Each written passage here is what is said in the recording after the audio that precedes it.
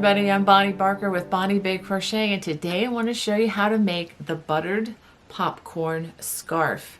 This is a lot of fun to make, and there's actually a matching hat on my channel already. So if you wanted to make a hat to match this perfectly, stitch by stitch, look in the video description below and I'll make sure that link is there for you. Well, let me go ahead and show you what you're going to need. For this project, I'm going to be using two balls of this yarn. This is the Paint Box Yarns. It's this Simply Aran. If you're looking for this yarn, you just look in the link below and there should be a link there for you. And each skein has approximately 201 yards, 184 meters. This is a 100-gram ball or 3.5 ounces. And again, this is 100% acrylic and it is a number 4 or a medium weight. You're also going to need 2 crochet hooks.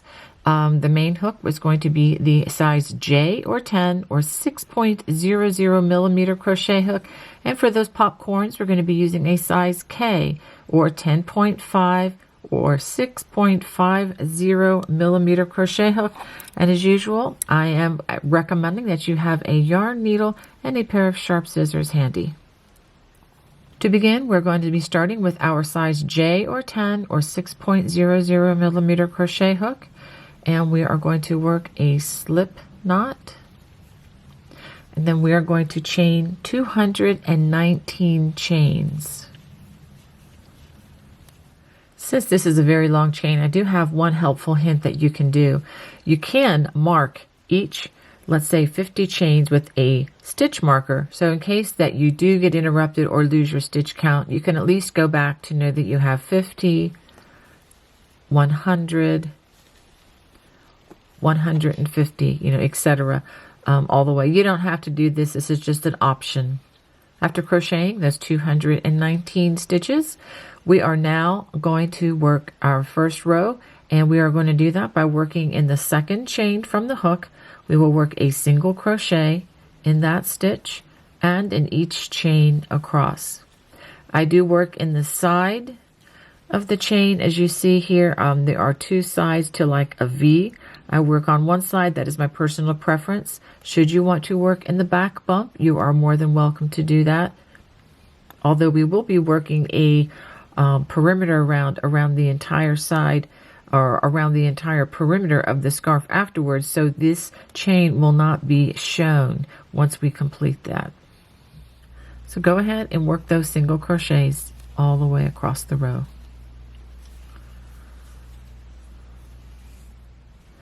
After completing the first row, you might have a little bit of curling. I do a little bit at the beginning of my row.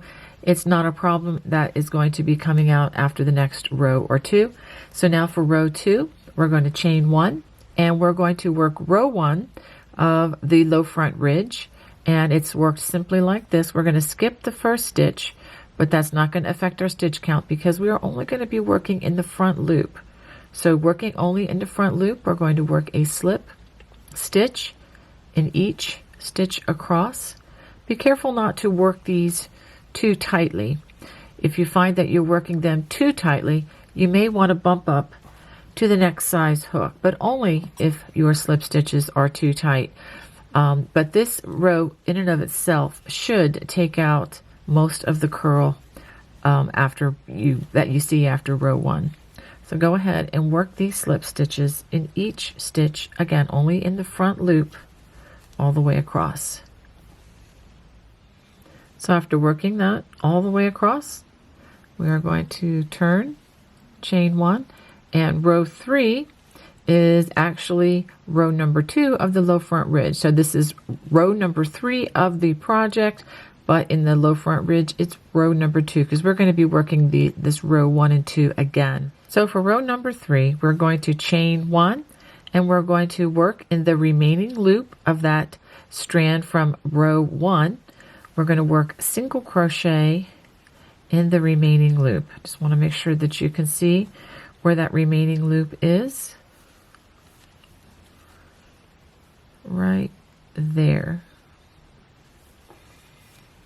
So if you find the single crochet and then just find that first loop right there. So we're going to work single crochets all the way across the row.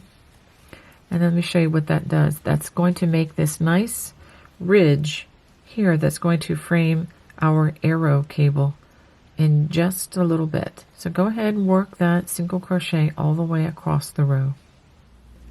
Now we're ready to begin row 4, which begins with a chain 2, and we're going to work a double crochet in the very first stitch of the row. Now we are going to begin the arrow stitch, and we do this by skipping the next 3 stitches, 1, 2, 3, and then we're going to work a treble crochet in the next stitch, and then working behind the treble crochet, we're going to double crochet in each of the 3 stitches that we skipped. So you can bring this down in front, and then we're going to work double crochets in each of those 3 stitches that we just skipped.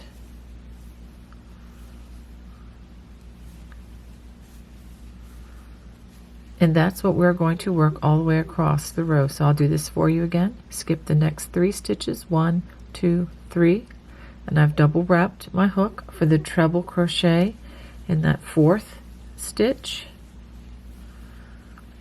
Working behind the treble crochet, you can pull this down, and we're going to double crochet in each of these 3 stitches. Make sure you do 3 stitches, 1, 2, and 3. I'm going to do that for you one more time. Wrap our hook twice for that treble crochet, skip 3, 1, 2, 3, and that 4th stitch we're going to work a treble crochet, and then working behind that treble crochet, we're going to double crochet in those 3 skipped stitches.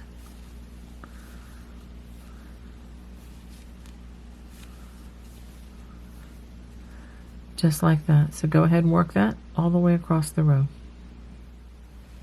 At the end of the row, you should have 1 stitch left. Work a double crochet in that last stitch. Now we're going to turn, and we're going to work row 5, which is row 2 of the arrow stitch. We're going to chain 2, work a double crochet in that first stitch. Now we are going to skip the next 3 stitches, which should be those 3 double crochets, and we're going to work a treble in the next stitch, which should be that treble crochet from the previous row. Now the only thing that's different is working in front of that treble crochet, we're going to double crochet in the 3 stitches that we just skipped.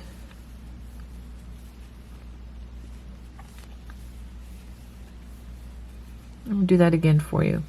Skip the next 3 stitches, which are those double crochets, and then treble crochet in the next stitch. Working in front of that double crochet, we will double crochet in the 3 stitches that we skipped. So you do need to be careful that when we work the first of these 4 stitches, that it is a treble crochet, and then the 3 stitches that we're filling in these skip stitches are double crochets. Okay, I'll do that for you one more time and prepare for that treble. We're going to skip the next 3 stitches, treble crochet in the next stitch. Working in front of that stitch, we're going to double crochet in the 3 stitches that we skipped.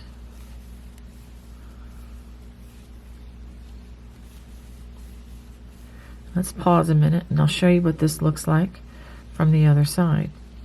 So you should be forming arrows just like this as you go along this row. So go ahead and work the remaining stitches. Work this all the way across the row. At the end of row 5, work a double crochet in the top of that remaining double crochet of the row. And let's turn and see what we have. Now the next 2 rows are going to be very easy. This is going to be rows 6 and 7. We're going to chain 1, and we are simply going to work a single crochet in each stitch all the way across. So go ahead and work this all the way across, and then chain 1 and turn and work another row of single crochets. So go ahead and work 2 rows of single crochets. This is what you should have after completing rows 6 and 7. Now we're ready to work rows 8 and 9, which is going to be a repeat of the low front ridge, rows 1 and 2. I'll go ahead and start you on that. The chain 1, remember skipping that first stitch and working only in the front loop. We're going to work slip stitches all the way across the row. At the end we will chain 1 and turn, and for the second row we will come back and work in that remaining loop all the way across. So go ahead and work those 2 rows. This is what you should have after 9 rows.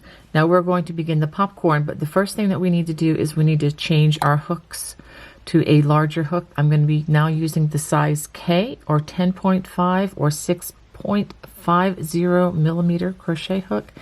And the main reason that we do this is so that the popcorn does not get too pulled. If you don't change the hooks and if you stay with the same hook, these next rows are going to be rather tight and they're going to pull inward on the scarf, and we definitely don't want that. Go ahead and chain 1, single crochet in that first stitch. Then we're going to chain 1. We're going to skip 1 stitch along the row, and in the next stitch we're going to work a popcorn, which is 4 single crochets worked in the same space.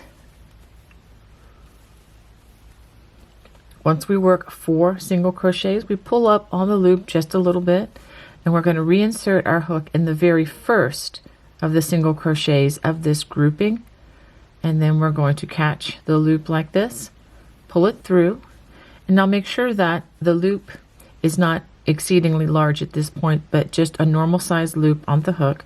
Yarn over and pull through, and the popcorn should generally pop at this point. It should protrude in this way. Okay, if not, you may want to redo this and try it again.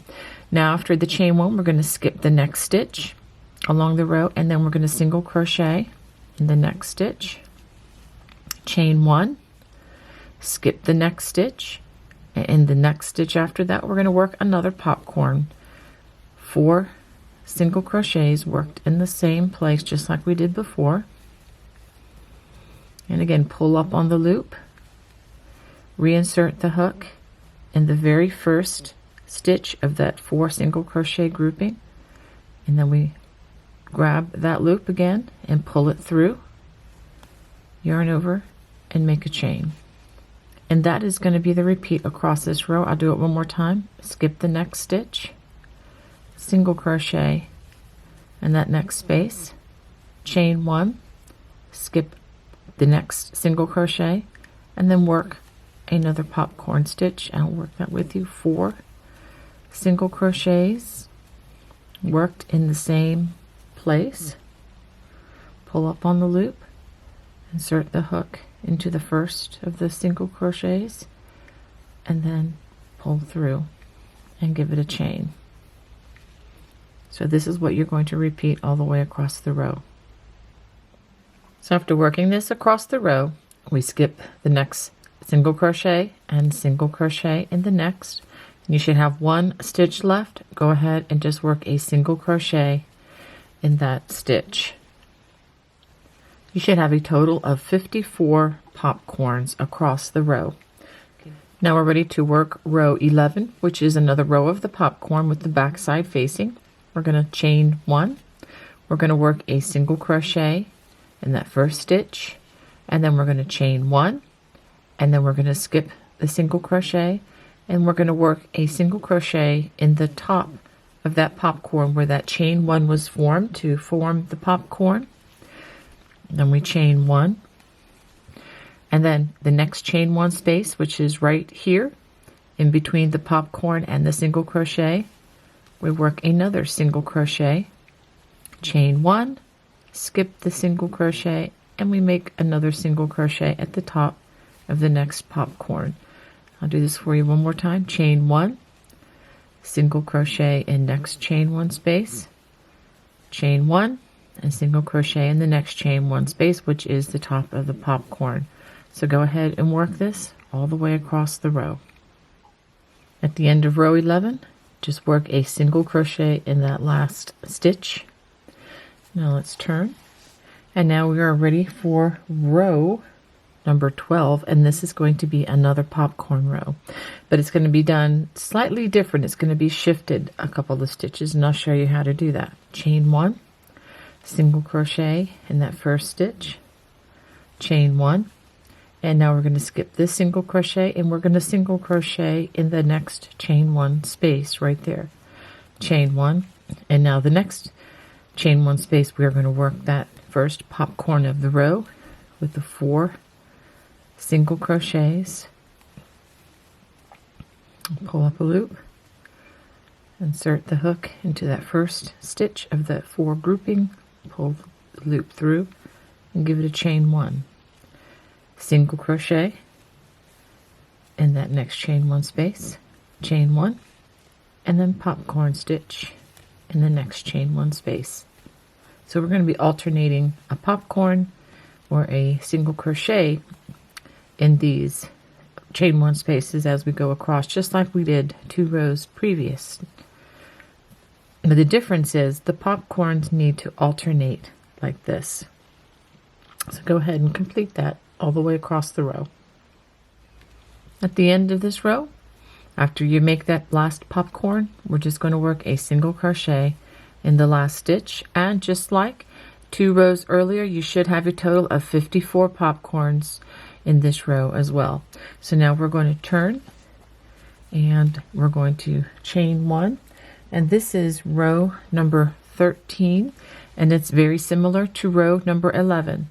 We're going to single crochet in the first stitch, and then we're going to single crochet in that first chain 1 space, which is the chain at the top of the popcorn, chain 1, single crochet in the next chain 1 space, chain 1, single crochet in the top of the popcorn, chain 1, and then single crochet in the next chain 1 space, and we're going to work that all the way across. At the end of row 13, we just work a single crochet in that last stitch.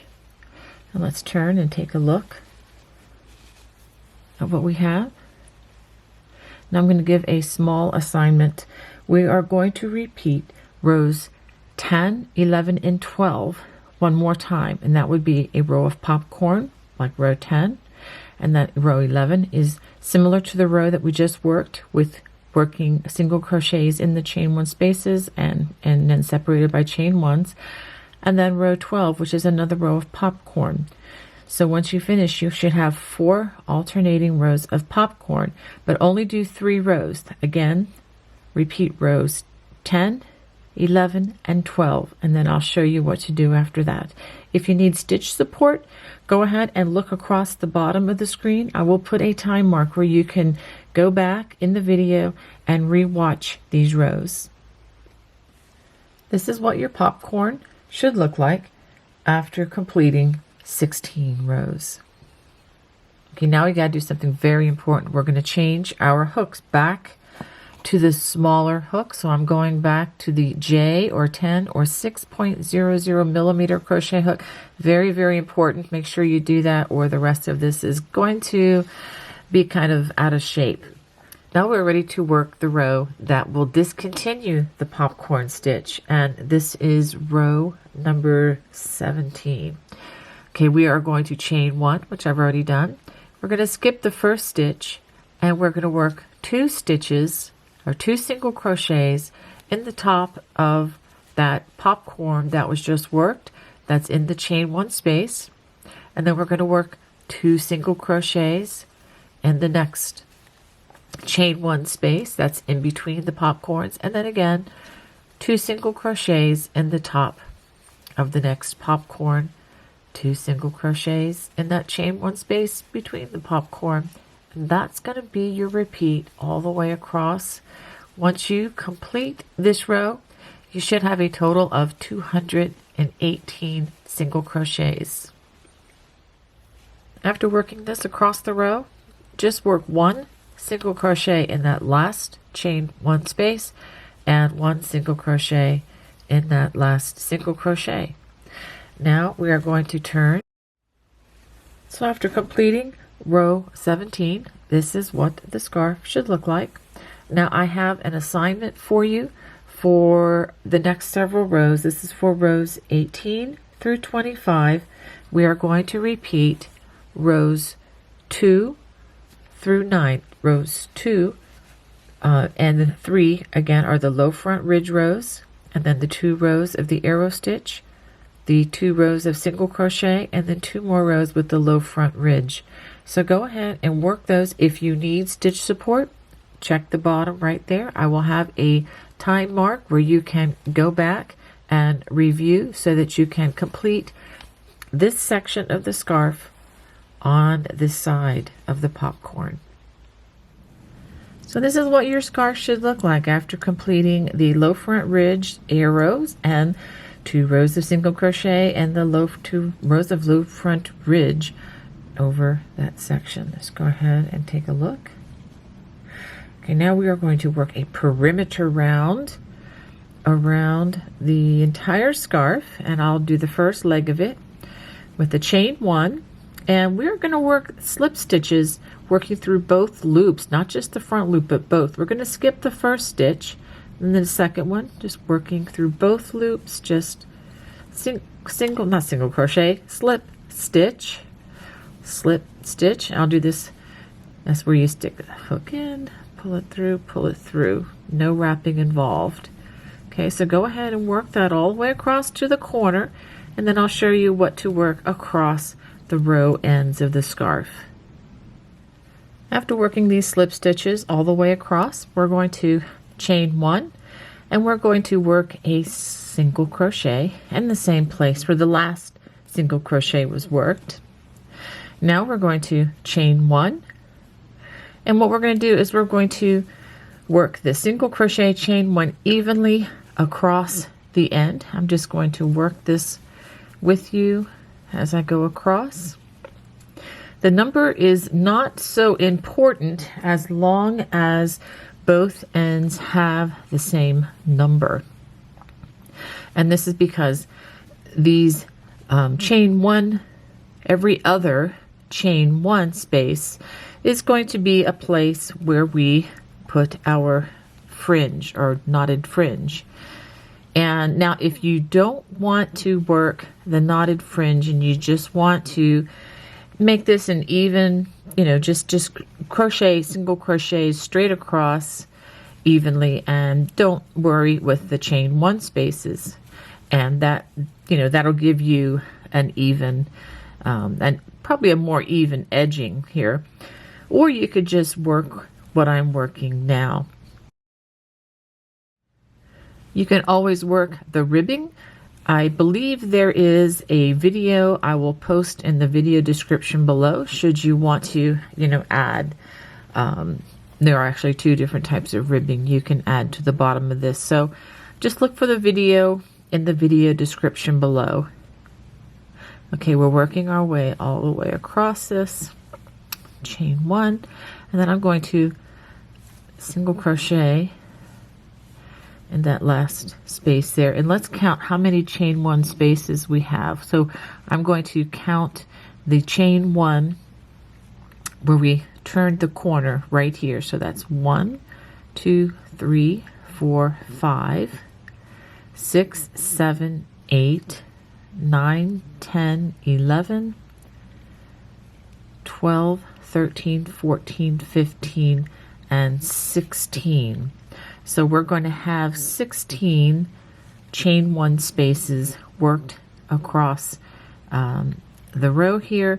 And since we're going to use every other one, we're going to use about 8 of them on the knotted fringe. Okay, so that'll mean 16 tassels. So now we're going to go ahead and chain 1 and turn, and we're going to work slip stitches in each stitch across. Now you can skip the first one. Well, let's go ahead. I'll show you what it looks like. If you crochet a slip stitch in every stitch, this is what it looks like. And if we skip that first stitch, okay, so we're going to skip the first stitch and we go right for the second stitch. And we can see how that looks. Actually, I kind of like the looks of that better, so I'm going to just stick with that. I just wanted to show that to you because it can vary from design to design whether or not to skip that first stitch with the slip stitches or not. So now what I'm going to do is I'm going to work these slip stitches, and you can see I am working in the foundation chain, and I am working over those 2 stitches, or at least going through them. And this is going to make the other end look very much the same. And I do believe this is going to take a lot of the curl that was there previously. Should take a lot of that out. Now I'm going to continue on, and then when I get to the row ends, I'm going to work the other row ends to make them look just like this with the same number of chain 1 spaces. Again, remember there should be 16, and then we'll join at the end. I'm working across the other end of this scarf. I'm going to go ahead and work my last single crochet, chain 1, and I'm going to turn, and I'm going to join with a slip stitch to the very first stitch of that row, and give it a chain and a tug, and go ahead and cut my yarn. Okay, so let me show you a really quick tutorial on how to hide your strands. I highly recommend you go ahead and hide these now before we add the fringe or whatever, whatever edging that you want to add. So I'm going to turn this so that the back side is facing. I'm going to go down into the stitch like so. And I think I'm just going to let's go down a little bit further into the work. There are many different ways to hide this. This is just one of many. And I'm going to run this. Oops, let's make sure we get it under the entire strand there. I'm going to run this under several stitches. And I do take my time on these, and I'm trying to be as careful as I can. You can, I like to run it under, I don't know, there's no hard and fast rule again about this. Maybe a good inch and a half is a good amount. I mean, I can go further, but I'm just going to stop it right there. Okay, I pulled that out, and I pulled the needle out, and I'm going to pull back on the stitches. Watch. Pull back a little bit, see how the yarn kind of goes back in just a little bit. That's kind of important. And now I'm going to trim that, and there you go. It is pretty well hidden, and you're not going to see that again, hopefully. So I'm going to go ahead and cut some strands for my fringe. You can look in a video description below, or I'll put a little note there as to where you can find that video if you've never cut fringe before. I have a little demonstration on how you can do that, and then I'm going to show you how to connect the fringe. Okay, I've added my tassels to one end of my scarf just to show you where we are heading with this. Okay, I ended up with 8 tassels across the end, and each tassel has 5 strands. Of course, those strands are doubled, and that's why it looks like 10. So let me just show you. And you'll notice that I haven't trimmed this yet. I still need to trim this and make it even. But also, you notice that the yarn's a little bit wavy. And if you want to straighten that out, I have a very simple solution. If you just take a handheld steamer, you can use an iron, the steam coming from an iron, as long as you don't touch the fabric with the actual iron, because that will melt the fabric. But you can just use some steam, and this will come out nice and straight. And of course, we're going to need to trim this. But let me go ahead and show you how to add the strands to the other end. Okay, so the first thing I'm going to do is I'm going to get the strands that I have cut. And again, check out that video in the video description below on how to make fringe. And I go into a lot of detail as to how, to cut the fringe and so forth. So right now I'm just going to show you how to connect these. So what I'm going to do is I'm going to line these up as evenly as I can. Again, it doesn't have to be perfect because we are going to trim these, but you know, you want to be in the ballpark. So let me put that aside. Okay, so I've lined these up pretty evenly, and I'm going to fold this in half and bring the ends down about even. Again, we're not going for perfection here because we are going to trim this once we're done. Okay, so now I'm going to put the first tassel in the first chain one space here. Notice the front side is up, and I put all the strands over that hook, and I pull them through like this, and then now put all the rest of this on top of that hook, and then pull them through and give it a gentle tug. Okay, you don't want to pull it too tight, but that you don't want to come undone either. That's about right. And so I'm going to do this all the way across, and let me show you. I'm going to be doing this in every other chain one space. So let's go ahead and line these up just like that, and then fold it over and to where I have that lined up as best as I can. Okay, so we're going to skip the next chain one space, or that would be just too crowded, and then go to the next one, which is right here. And again, the hook comes up from the back. Okay, pull all those through, yarn over, and then pull all of that through the hole down there. And you should see a knot like this. The thing you want to be careful of with putting the fringe on is that you don't connect it. So if the back side is going to look like this. So you just want to make sure that they all look like this on the front side. So go ahead and work those across. Now once we've completed putting the fringe across the bottom, we're just going to, or I'm going to decide to trim it just a little bit. And make sure that you're pulling these nice and evenly. And I have enough. I can take about up to 1 inch off the end. And let me just show you the difference. See? It just looks much neater. And once I steam this, it will be, of course, a little bit smoother on the yarn part. But I'm going to just go ahead and trim this, about 1 inch or so across the bottom. And see how uneven a lot of this is? Just trim it. Make sure that you have a pair of scissors that are sharp enough to cut the yarn nice and cleanly, because you don't want a pair that's just going to gnaw on it, because that's just going to leave it very rough looking. Okay? Very important that we have a sharp pair of scissors here for this. Well, I hope you enjoyed making the buttered popcorn scarf with me today. If you did, I would love to hear from you. And don't forget that there is a matching hat to go along with this scarf should you want to make one of those, and the link will be in the video description below. God bless. Bye-bye.